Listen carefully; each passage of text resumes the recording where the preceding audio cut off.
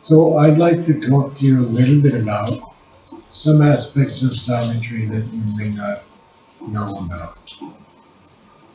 Do you know that Savitri takes place in one day, the whole book? Savitri? The whole book, the whole story takes place in one day. The whole story takes place One day. Yeah. And what is that story? Well, in the first canto, we hear the first thing about Satsang. The last line says, "This was the day when Satyavant must die." And there's nothing more. So we realize that this is a flashback. This is not happening now. Sri Aurobindo is going back, and the book only starts in book 4, with the book of birth and quest, the birth of Savitri. So what are the books before that? Well, in epic poetry by the great writers, Dante, Virgil, even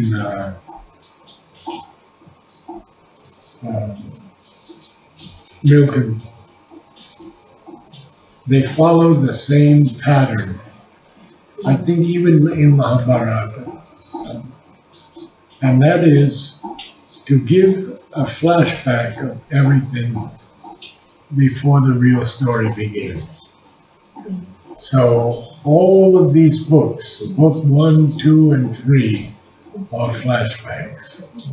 And what are they flashbacks about? Well, book 1 is the creation, dawn, Usha. Book 2 is the book of the traveler of the world. And that book is so vast, with 15 cantos, that Sri Aurobindo would not let Amal ask one question about that whole book. And why? Because no one else had ever been there. Only Sri Aurobindo had been there. Incredible. Book 1, Canto 2, is when we first hear about, in depth, about Savitri and what she has to do. So he's looking back at Savitri and telling us the story of what she had to do. I'll read a little bit for you.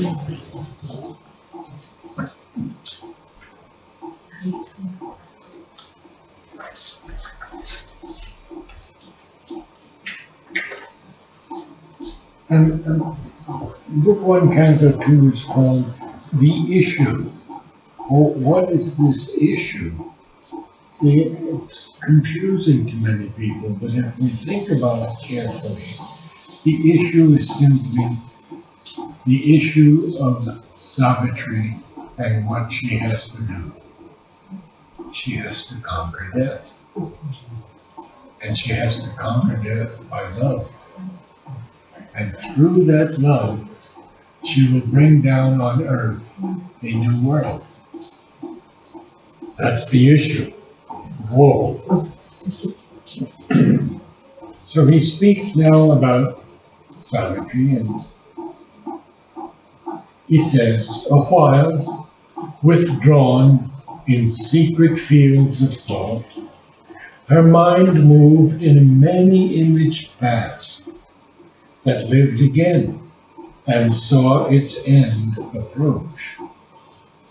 Dying, it lived imperishably in her, transient and vanishing from transient eyes, invisible, a fateful ghost of self.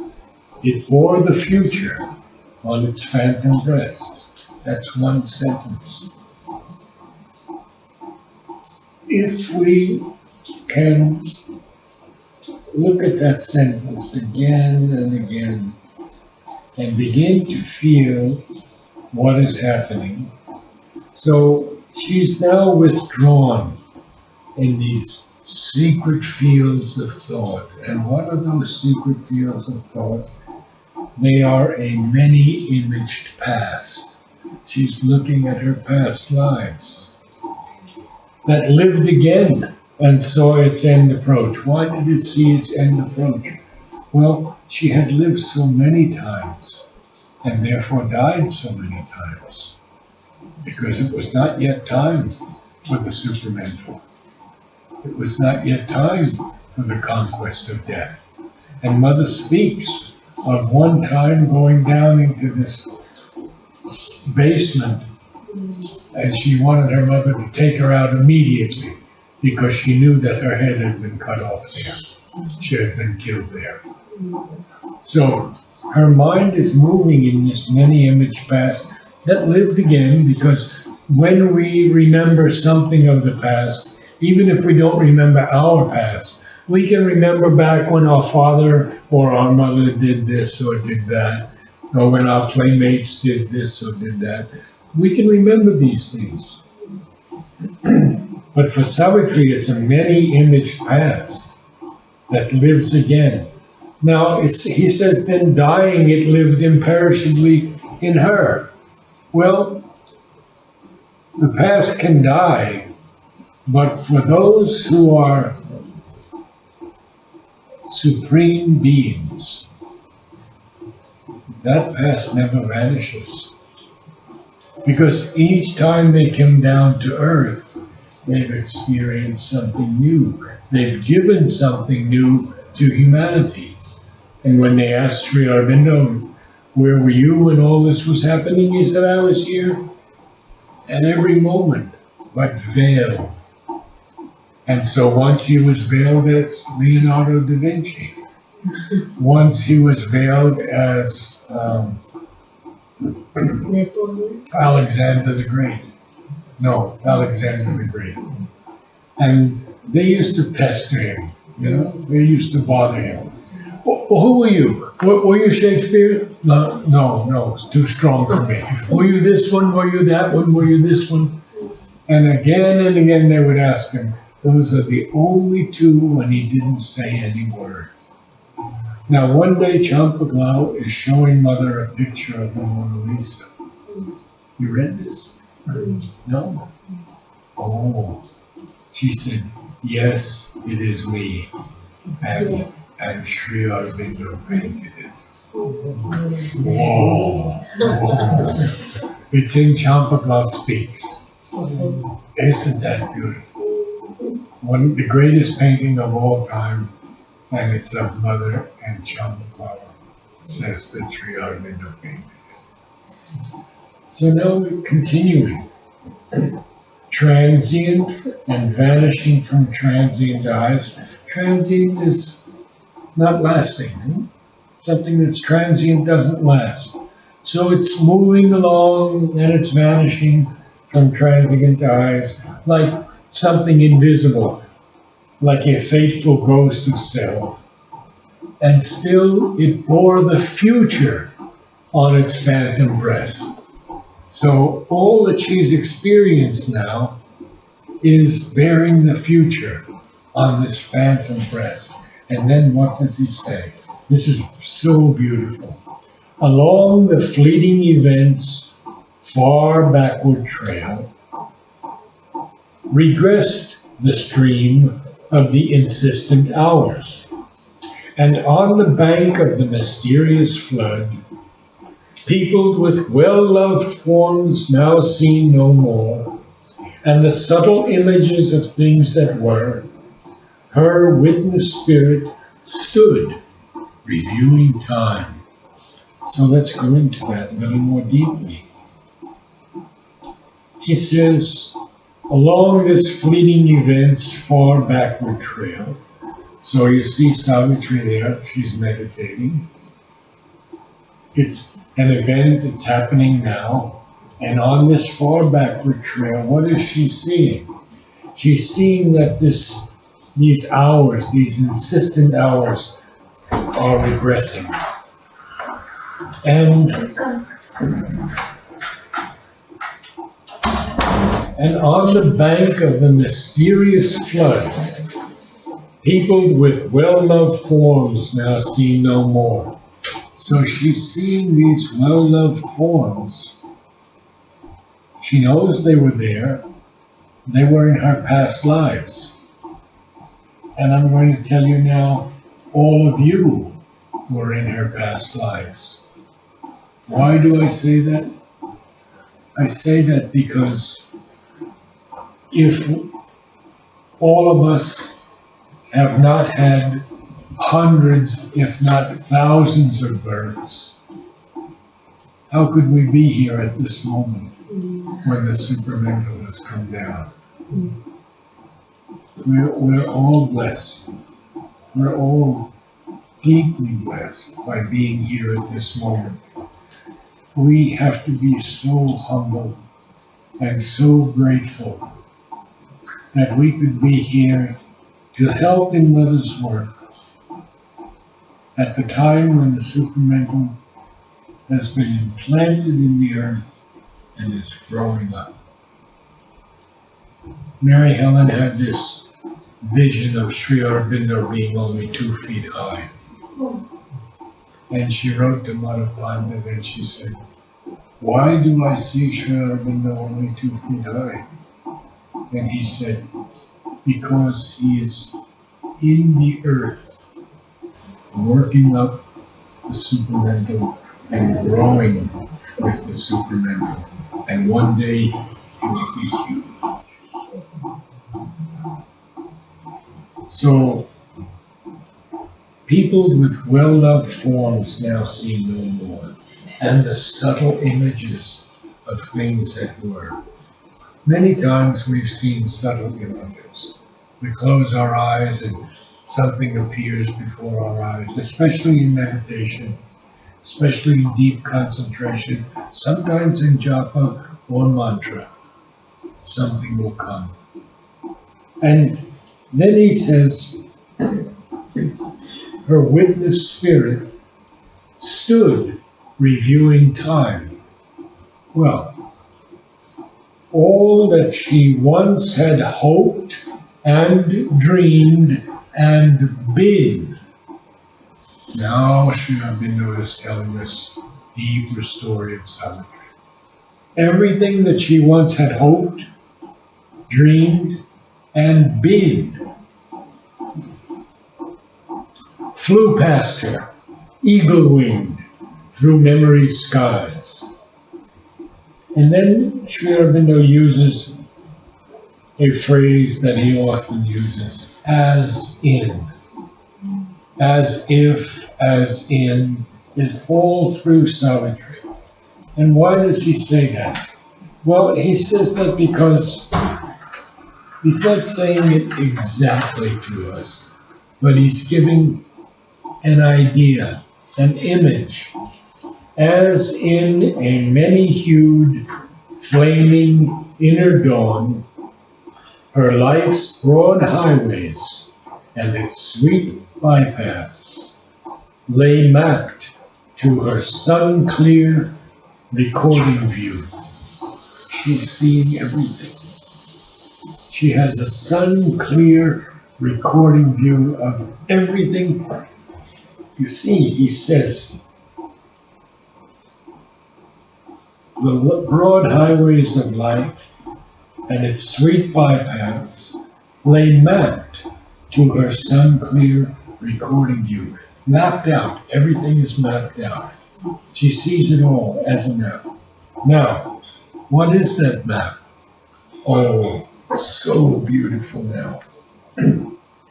From the bright country of her childhood's days and the blue mountains of her soaring youth and the paradise groves and peacock wings of love to joy, clutched under the silent shadow of doom, in a last turn where heaven raced with hell.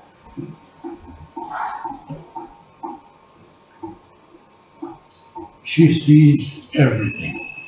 She sees when she was a child, the bright country of her childhood's days. Then she sees when she was a youth and the blue mountains of her soaring youth.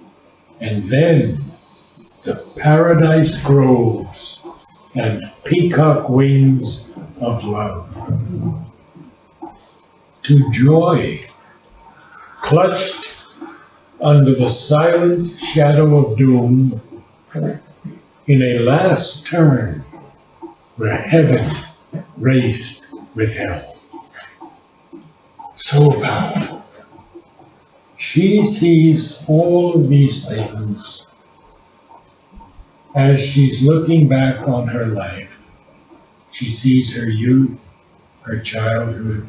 She sees the love that she found when she met Satyabhan. And she finds that joy. But what is that joy? It's clutched under the silent shadow of doom. She doesn't know he's going to die yet. She doesn't know that yet, not in this canto. In a last turn, where heaven raced with hell. It's a time thing. He's only got 12 months. You see. Now, I have spent 20 minutes on the first page. And I'm not finished. So you see how we have to read Savitri so differently than most people. When they say, oh, we're going to read Savitri completely in 24 hours. What did they gain from it? You can only gain something from Savitri when you can take it deeply within. Not try to understand it with the mind. This is rather not too complicated that I'm sharing with you. But if we started reading book 2, we could say very little about it. Only what Sri Aurobindo will reveal to us. So I'm going to go on just a little bit more and then we'll go. 12 passionate months led in a day of fate. And here he gives it to us. She had these 12 passionate months with Satyabhan. And they were months of powerful love, beauty, joy. He speaks about joy, remember? Joy clutched under the silent shadow of doom. Now, then he stops talking about Savitri for a moment, and he speaks about us. And he says, an absolute supernatural darkness falls on man sometimes when he draws near to God. That does not happen to all of us, but it happens to some people. St. John of the Cross and other writers in the West have spoken of the clouds of ignorance. And they fall into a darkness because it's the darkness of the subliminal. And they're not aware of that subliminal, that in it everything is conveyed. So then he says more about us.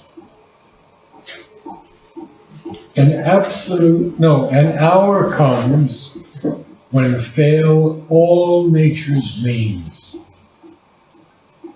What are nature's means? Well, nature has a lot of ways of distracting us. We want certain food. We want certain power. We want to make love. We want to be famous. We want to learn things, know things, be educated. But the mind doesn't learn anything. So here he says, an hour comes when fail all nature's means. And there's a semicolon. And then he tells us, forced out from the protecting ignorance and flung back on his naked primal need, he at length must cast from him his surface soul and be the ungarbed entity within. That hour had fallen now on Savitri. One page. One page. He has given us so much. This vision he has given us of the issue, what Savitri has to go through, and what she has experienced, her past, her present, what the future will be, all the maps of her childhood that are laid out to her, joy, death, heaven and hell, and these 12 passionate months in which they will live together and suddenly death will come and take Satyavati. I don't think I can do it this intensely with many, many people, but I'm glad the four of us were here to share it. Can I ask a question? Surely. This Savitri's experience is, a mother also had this type of experience when she was. Good question. Savitri is an emanation of the Divine Mother. Mother tells us that she has these experiences at night, and the next morning Sri Aurobindo shows that he has written exactly those experiences. So she's not the full Divine Mother, but she's an emanation of the Divine Mother. And Mother said to Udar, Savitri is a mantra for the transformation of the world.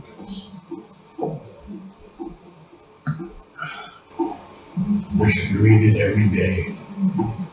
We should read it with love and gratitude and humility. And we don't need anything else for our sadhana except Savitri. I just started a series with Alok.